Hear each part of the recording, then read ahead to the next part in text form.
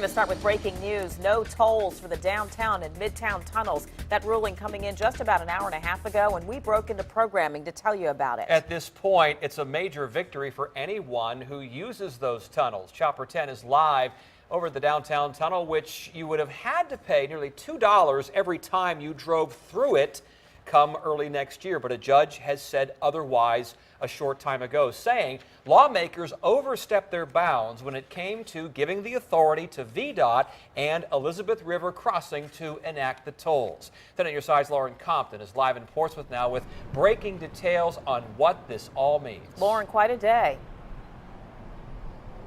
Lauren?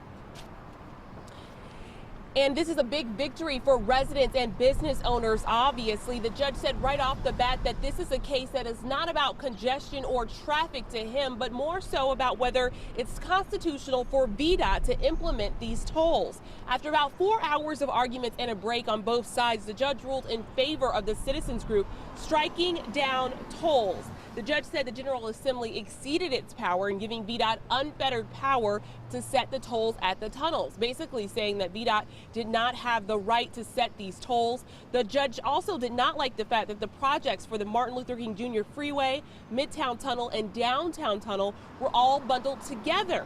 He believes the bundling of the projects was done solely to generate profit for the private company Elizabeth River Crossings. Another big issue that was argued today was whether these tolls were taxes or user fees. The citizens here have long argued that these tolls were essentially taxes on them, and the opposing counsel went on to say that these are user fees, just fees that drivers will have to pay to use a service. Now, it's clear in this ruling the judge did not agree with the tolls and the fact that there was no limit on how high these tolls could go. Our principal argument, particularly in rebuttal if you were here, was that this was unfettered. There were no standards to guide VDOT in setting the tolls. And when they couldn't answer on the other side, how high can it go, what's the limit, there was no answer. So I think that pretty much cinched it. There have been several of these cases. Not one has resulted in a finding that the project's improper or unconstitutional. So we'll see how this turns out too. Thanks very much.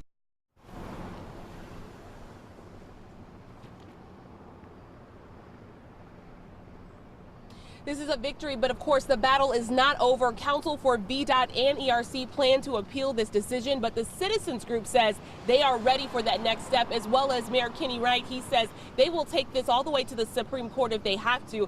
They also plan to go to General Assembly to press lawmakers to make some type of legislation that could prevent this type of thing from happening. Reporting live in Portsmouth, Lauren Compton, 10 on your side.